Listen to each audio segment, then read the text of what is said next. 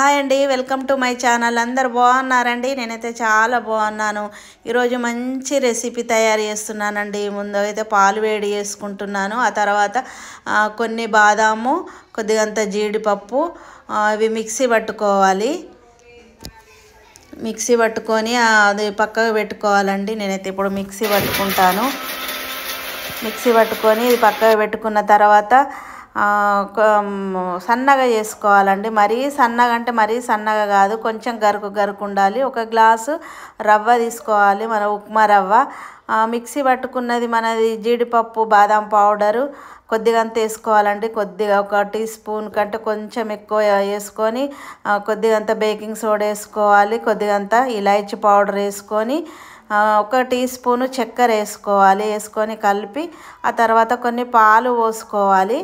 పాలు పోసుకొని కలుపుకోవాలి. ఒక గ్లాసు పాలు పోసుకున్నాను. కలిపి పక్కకు పెట్టుకోవాలండి. దాదాపు ఒక 15-20 నిమిషాలు అయితే పక్కకు పెట్టుకోవాలి. ఒక 20 నిమిషాల వరకు.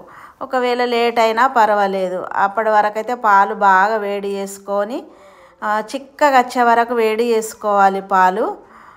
మనకు మీగడ కట్టకుండా ఊకే కలుపుతూ ఉండాలండి. ఊకే కలుపుతూ ఉండాలి. నా దగ్గర కుంకుమ పువ్వు లేదు కాబట్టి చిటికెడు అంటే కొద్దిగా వేసి వేయనట్టు పసుపు వేసుకున్నాను కలర్ కోసము. ఒకవేళ కుంకుమ పువ్వు ఉంటే కుంకుమ పువ్వు వేసుకోవచ్చు. అయితే నేను 4 టీ స్పూన్ల షుగర్ వేసుకున్నానండి. కొద్దిగా అంత బాగా వేసుకోకూడదు, ఒక 4 టీ స్పూన్లు సరిపోతుంది, తీపి అయిపోతుంది. అయితే పాలు అయితే నేను లీటర్ పాలు పట్టినాయండి. నాకు లీటర్ పాలు తీసుకున్నాను. లీటర్ పాలు తీసుకొని బాగా చిక్కగా వేసుకోవాలి. బాదం పప్పు, జీడిపప్పు పౌడర్ వేసుకున్నాను కదా, ఇందులో వేసుకొని బాగా కలుపుకోవాలి. బాగా కలుపుకోవాలి, ముద్దలు లేకుండా బాగా కలుపుకోవాలి. కొద్దిగా అంత ఇలాచీ పౌడర్ కూడా వేసుకోవాలి. వేసుకొని బాగా కలుపుకొని చిక్కగా వచ్చే వరకు అయితే కలుపుకోవాలి. ఇలాచీ పౌడర్ వేసుకున్నాను కొద్దిగా. బాగా కలుపుకోవాలి ముద్దలు లేకుండా. ఆ తర్వాత మనం ఇది సూజీ అయితే మనము కలిపి పక్కకు పెట్టుకున్నాం కదా, చిక్కగా వచ్చింది కాబట్టి కొన్ని పాలు పోసుకున్నాను. ఇలా కలుపుకోవాలండి. ఇలా బాగా కలుపుకొని పెనం వేడి చేసుకొని ఆ తర్వాత దానిపైన నెయ్యి వేసుకోవాలి. నెయ్యి బాగా రాసుకోవాలి. ఒక్కొక్క స్పూను లేదంటే కొద్దిగా అంత ఎక్కువ వేసుకున్నా పర్వాలేదు. వేసుకొని మనం బిళ్ళలు మనము పెనం మీద వేసుకోవాలండి. ఒక్కొక్క స్పూన్ వేసుకొని ఇలాగే చేసుకోవాలి. ఎంత బాగుంటుందండి, సూపర్గా ఉంటుంది. స్వీట్ అయితే చాలా అంటే చాలా బాగుంటుంది. మనం ఇటు మలుపేసుకోవాలి, తిప్పేసుకోవాలి. ఎంత బాగుంటుందండి ఇదైతే. రెసిపీ చాలా బాగుంటుంది, సూపర్గా ఉంటుంది. టేస్టీ జ్యూసీగా ఉంటుంది, స్వీట్గా ఉంటుంది. ఎంత బాగుంటుందండి, సూపర్గా ఉంటుంది. మీరు కూడా ట్రై చేయండి. మీరు కూడా ట్రై చేసి నాకు కామెంట్ చేయండి.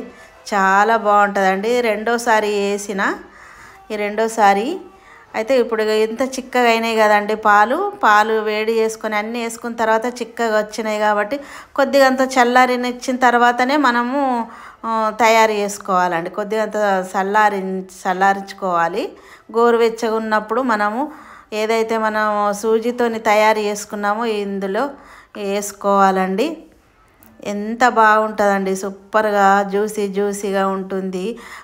మనమైతే వేడి కంటే మనము ఫ్రిడ్జ్లో పెట్టుకొని కూల్గా చేసుకొని తింటే సూపర్గా ఉంటుందండి. మా వీడియో మీకు నచ్చితే లైక్, షేర్ చేయండి, సబ్స్క్రైబ్ చేసుకోండి, బెల్ ఐకాన్ నొక్కండి, మా ఛానల్ని ఫాలో అవ్వండి.